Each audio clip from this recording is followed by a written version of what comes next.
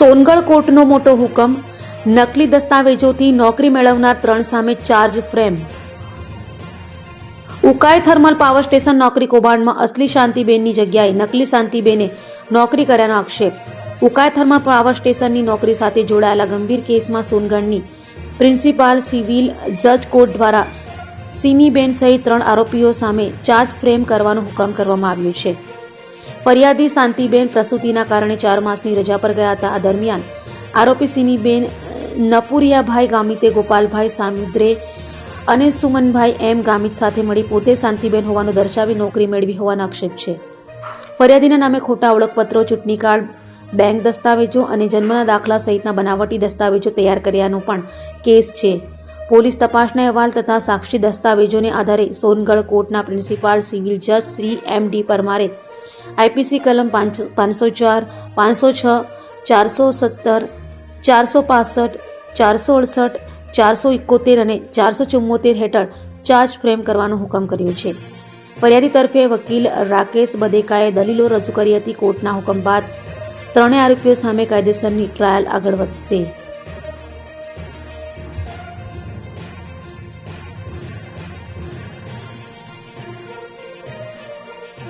મારું નામ advocate notary રાકેશભાઈ બધેકા.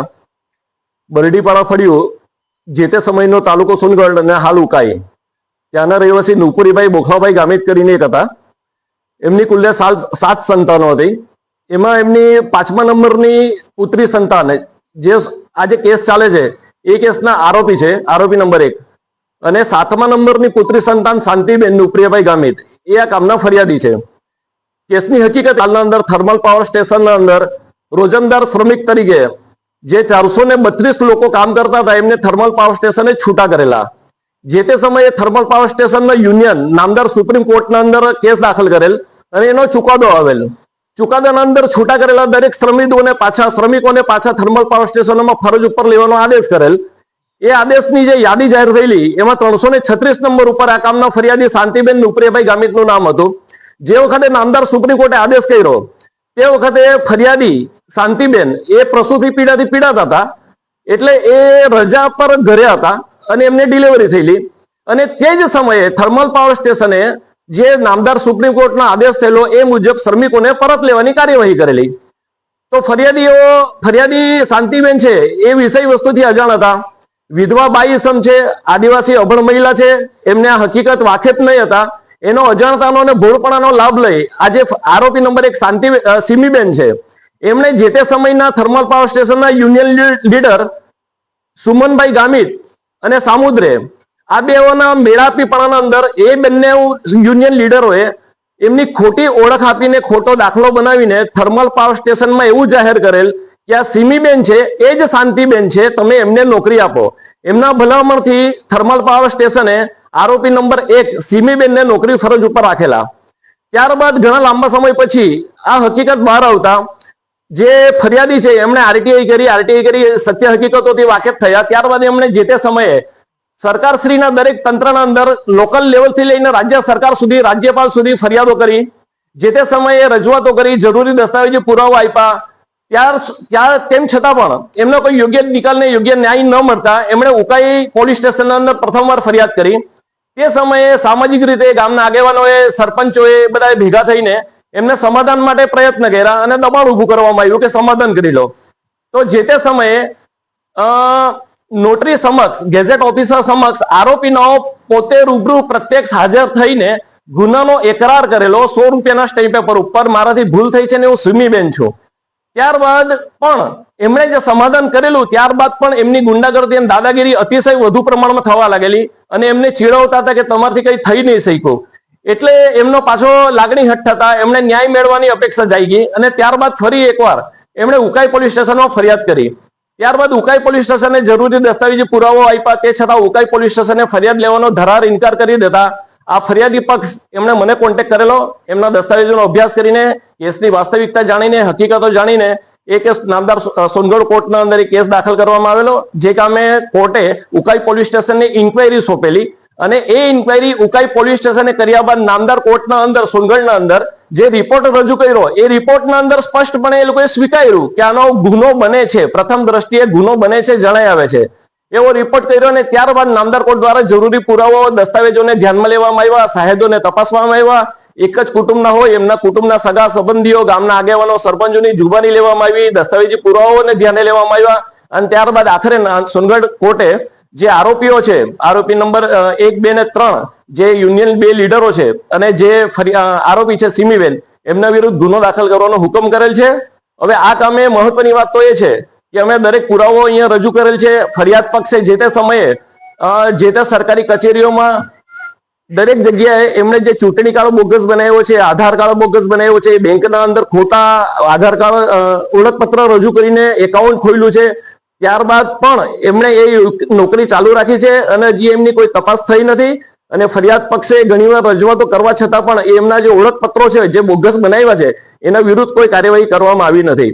અને જે ફરિયાદ પક્ષ છે એમની પાસે પોતાના સાચા નામનો આધાર કાર્ડ, ચૂંટણી કાર્ડ, ઈ શ્રમ કાર્ડ છે, પુનઃ લગ્ન કરેલ નથી એવા મામલતદાર સાહેબ શ્રીનો દાખલો છે, એમના પોતાના ઘરવેરાની પાવતી છે, એમના બાળકોના જન્મના દાખલાઓ છે, તમામ પુરાવાઓ મોજૂદ છે. એટલે એમને અપેક્ષા છે કે હવે નામદાર સોનગઢ કોર્ટના અંદર એમને ન્યાય મળશે અને સારો ઇન્ટરેસ્ટિંગ કેસ છે અને આગળ જતા લાગે છે પુરાવાઓ જોતા અને સાહેદો જોતા કે હવે કોર્ટ યોગ્ય નિર્ણય લેશે. ધન્યવાદ. મારું નામ અનિલભાઈ રૂપજીભાઈ ગામિત. આ મારી માં શાંતિબેન નોકરિયાભાઈ ગામિત. એમના નામની નોકરી થર્મલ પાવર સ્ટેશનમાં એ કરતા હતા અને જે ડિલિવરીના સમય પર એ રજા પર ઉતર્યા રિપોર્ટ મૂકીને. તે રિપોર્ટ મૂક્યા ને એ રજા પૂરી થતાના પહેલા એમની જે મોટી બેન જે સિમીબેન નોકરિયાભાઈ ગામિત, એમની હગી બેન થતી છે, એમને ખબર ના પડવા દેતા નોકરી મેળવી લીધી. અમને ઘણો સમય પછી ખબર પડી કે અમારી નોકરી હાલમાં બી ચાલુ છે. તો એ નોકરી ચાલુ છે જાણવા માટે અમે થર્મલ પાવર સ્ટેશનમાં આરટીઆઈ કરી. આરટીઆઈના માધ્યમથી એમણે જે ડોક્યુમેન્ટ આપ્યા છે, જે સિમીબેને ખોટા પુરાવા રજૂ કર્યા છે, એ સિમીબેનના ફોટોને એ બધા ડોક્યુમેન્ટ અમારા હાથે આવ્યા, થર્મલ પાવર સ્ટેશનથી મળ્યા. ત્યાર પછી અમે અમારા હાથે અમારી માતા જે શાંતિબેન છે એમના જોડે ખોટું થયું છે એ જાણવા મળ્યું. એટલે અમે ઉકાઈ પોલીસ સ્ટેશનમાં ફરી અરજી કરવા ગયા, પણ ઉકાઈ પોલીસ સ્ટેશને અરજી લીધી નહીં. અને ત્યાર પછી અમે થર્મલ પાવર સ્ટેશનના સાહેબોને મળ્યા, પણ સાહેબોએ બી કોઈ રિસ્પોન્સ આપ્યો નહીં. એટલે ત્યાર પછી અમે આગળની કાર્યવાહી કરવા માટે અમે મોટી મોટી કચેરીઓમાં જેમ કે ડીએસપી છે, વ્યારા કલેક્ટર કચેરી છે, ગાંધીનગર સુધી અમે અરજીઓ કરી, પણ અરજીનો કોઈ નિકાલ આવ્યો નહીં. એટલે ત્યાર પછી અમને જાણવા મળ્યું કે કોઈક એડવોકેટ માધ્યમથી અમે કંઈક કોર્ટમાં કેસ દાખલ કરીએ એવું અમને જાણવા મળ્યું. એટલે અમે પછી કાયદેસરની કાર્યવાહી કરવા માટે અમે રાકેશભાઈ બધેકા કરીને એક એડવોકેટ છે એમને મળ્યા અને એમણે અમારા ડોક્યુમેન્ટ જોયા, થર્મલમાંથી જે અમને આપ્યા તે અને અમારા જે સાચા પુરાવા છે તે બધા પુરાવા જોયા.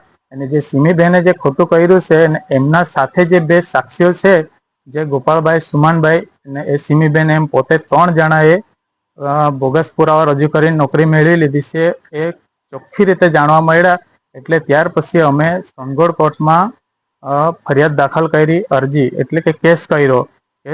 એટલે કેસ ઘણો સમય ચાલી આવ્યો અને ત્યાર પછી પુરાવાને ધ્યાને લેતા અમારા સોનગઢ કોર્ટના જજ સાહેબે સારો એવો નિર્ણય લીધો. સિમીબેન અને ગોપાલભાઈ અને સુમનભાઈ 3 જણા પર કાયદેસરની કાર્યવાહી કરવા માટે કોર્ટે આદેશ કર્યો છે અને એ આદેશને અમે બી સ્વીકારીએ છીએ અને અમને આશા છે કે કોર્ટ એમના પર કાયદેસરની કાર્યવાહી કરશે અને આવું કંઈક બીજા સાથે નહીં થાય, એવો બનાવ કોઈ બીજા સાથે નહીં થાય એવી અમારી આશા છે.